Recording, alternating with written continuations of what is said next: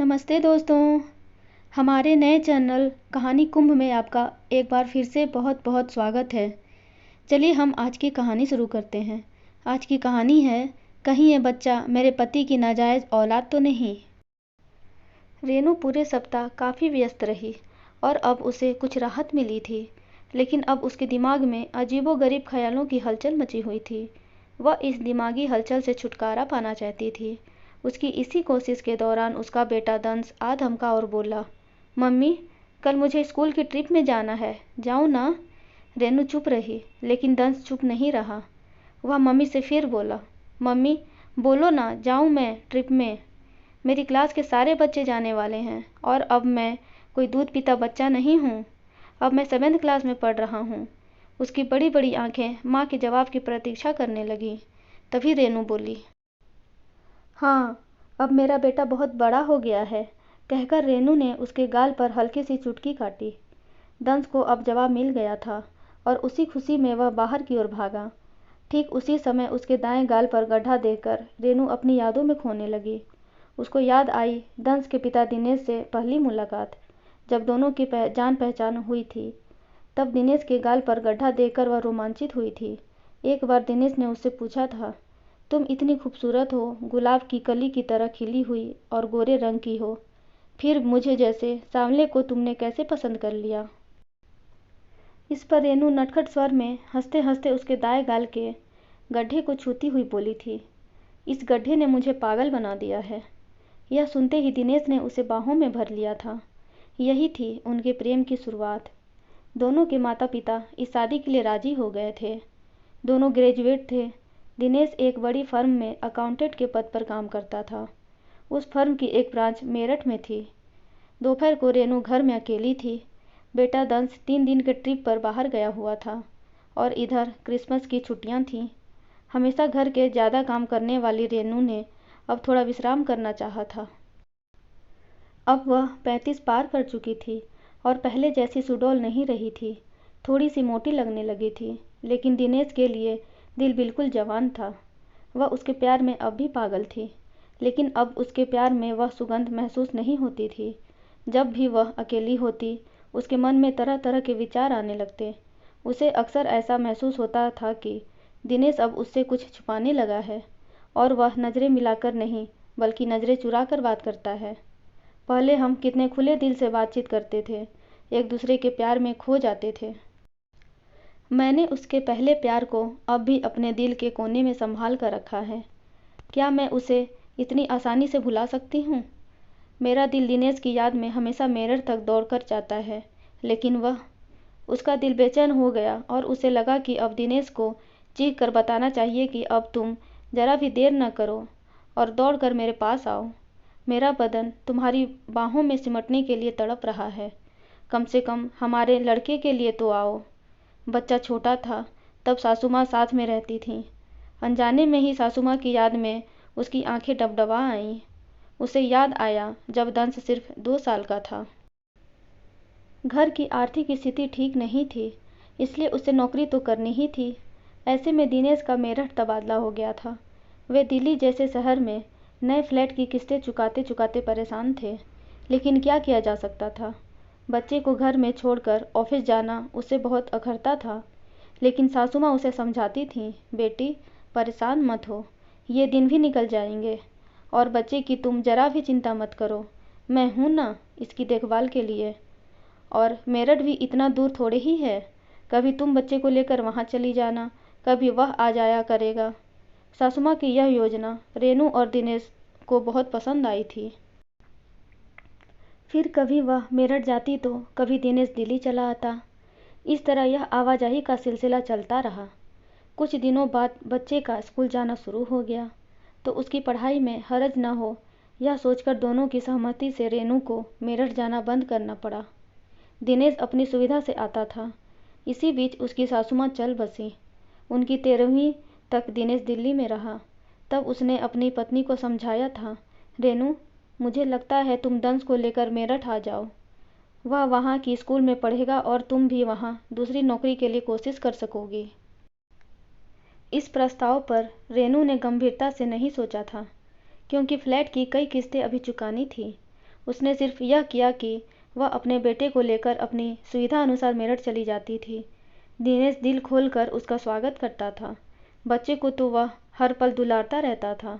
बच्चे की याद में तो उसने कई रातें जाग कर काटी थीं। वह बेचैनी से करवट बदल बदल कर बच्चे से मिलने के लिए तड़पता था। उसने ये सब बातें साफ साफ बता दी थीं, लेकिन रेनू ने उसे समझाया था, एक बार हमारी किस्तें अदा हो जाएं तो हम इस झंझट से छूट जाएंगे। तुम्हारे अकेलेपन को देखकर मेरा दिल भी रोता है। मेरे साथ तो बेटा है, रिश्तेदार भी हैं, यहाँ तुम्हारा कोई तो नहीं। तुम्हें ऑफिस का काम भी घर लाकर करना पड़ता है। यह जानकर मुझे बहुत दुख होता है। मन तो यही करता है कि तुम जाकर काम करते हो तो मैं तुम्हें गर्मा गर्म चाय का कप ला कर दूँ, तुम्हारे आसपास मंडराऊँ, जिससे तुम्हारी थकावट दूर हो जाए।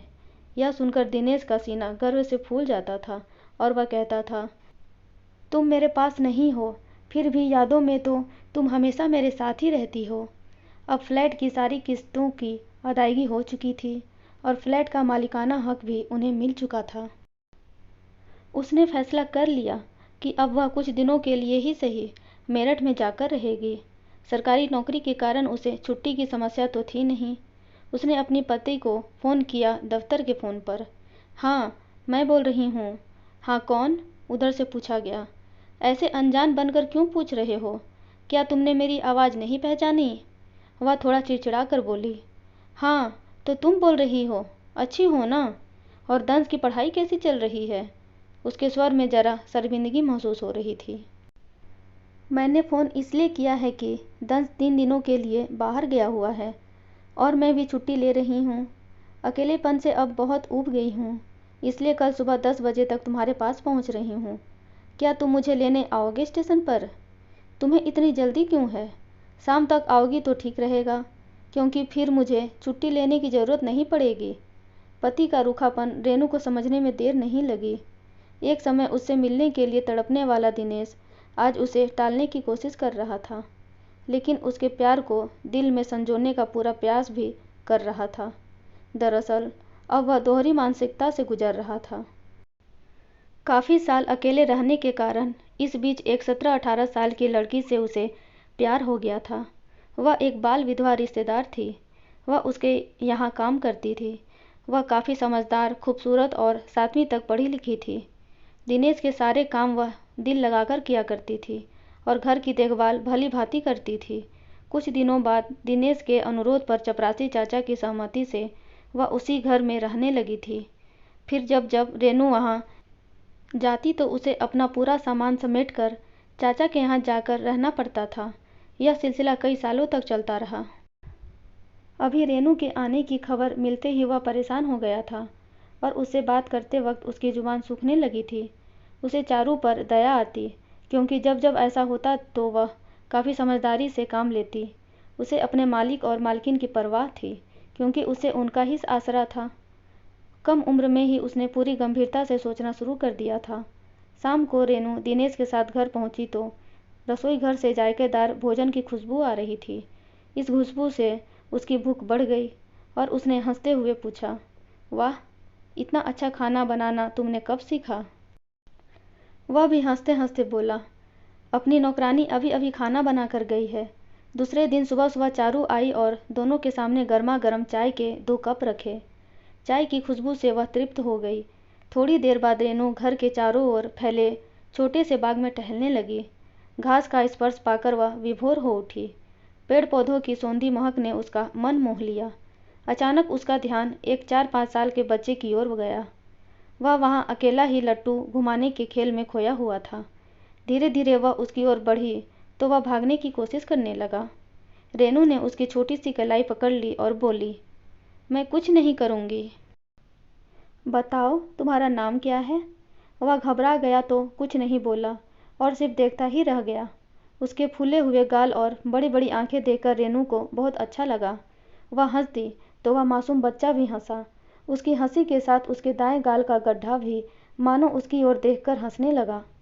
यह देखकर उसका दिल दहल गया, क्योंकि वह बच्चा बिल्कुल दिनेश की तरह दिख रहा था। ऐसा लगा कि दिनेश का मिनी संस्करण उसके सामने खड़ा हो गया हो। वह दहलीज पर बैठ गई। उसे लगा कि अब आसमान टूटकर उसी पर गिरेगा। और वह खत्म हो जाएगी। एक अनजाने डर से उसका दिल धड़कने लगा। उसका गला सूख गया और सुबह की ठंडी ठंडी बयार में भी वह पसीने से तर हो गई। उसकी इस स्थिति को वह नन्हा बच्चा समझ नहीं पाया। क्या अब मैं जाऊं? उसने पूछा। इस पर रेनू ने ठंडे दिल से पूछा, तुम कहाँ रहते हो? वह बोला, मैं तो यहीं रहता हूँ, लेकिन कल शाम को मैं और मेरी माँ चाचा के घर चले गए। सुबह मैं माँ के साथ आया तो माँ बोली, बाहर बागीचे में ही खेलना, घर में मत आना। बोझिल मन से उसने उस मासूम बच्चे को पास लेकर उसके दाएं गाल के गड्ढे को हल्के से चूमा। अब उसे मालूम हुआ कि चारू उसकी खातिरदारी इतनी मगन होकर क्यों करती है, उसकी पसंद के व्यंजन क्यों बनाती है। उसे दिनेश के अनुरोध और विनती याद आने लगे। हम सब एक साथ रहेंगे। तुम्हारी और दंश की मुझे बहुत याद आती है। लगता है मुझे उस समय उसकी बात मान लेनी चाहिए थी, लेकिन मैंने ऐसा क्या किया? मेरी गलती क्या है? मैंने भी खुद के लिए नहीं बल्कि अपने परिवार के लिए नौकरी की। वह पुरुष है, इसलिए उसने ऐसा बर्ताव किया। उसकी जगह अगर मैं होती और ऐसा करती तो क्या समाज और मेरा पति मुझे माफ़ कर देता? क्या कुदरत का कानून तो सबके लिए एक जैसा ही है? स्त्री पुरुष दोनों में शारीरिक संबंध बनाने की भावना एक जैसी होती है, तो उस पर काबू पाने की जिम्मेदारी सिर्फ स्त्री पर ही क्यों? कहा जाता है कि आज की स्त्री बंधनों से मुक्त है, तो फिर वह बंधनों का पालन क्यों करती है? हम स्त्रियों को बचपन से ही माताएं सिखाती हैं, इज्जत सबसे बड़ी दौलत होती है, लेकिन उस दौलत को संभालने की जिम्मेदारी क्या सिर्फ स्त्रियों की है? यह सब सोचते हुए उसके आंसू निकले तो उसने अपने आंचल से पोंछ डाले। उसे रोता देखकर वह बच्चा फिर डरकर भागने की कोशिश करने लगा, तो रेनू जरा संभल गई। उसने उस मासूम बच्चे को अपने पास बिठा लिया और कांपते स्वर में बोली, बेटा, तुम मुझे बहुत अच्छे लगते हो, लेकिन तुमने अब तक अपना नाम नहीं बताया। अब बताओ, क्या नाम है तुम्हारा? अब वह बच्चा निडर बन गया था, क्योंकि उसे अब थोड़ा धीरज जो मिल गया था। वह मीठी मीठी मुस्कान बिखेरते हुए बोला, दक्ष, और फिर बागीचे में लट्टू से खेलने लगा। दोस्तों, आपको ये कहानी कैसी लगी? प्लीज़ कमेंट में बताइएगा, और ऐसी ही रोचक कहानियाँ पढ़ने और सुनने के लिए हमारे नए चैनल कहानी कुंभ को लाइक, शेयर एंड सब्सक्राइब ज़रूर करें। धन्यवाद।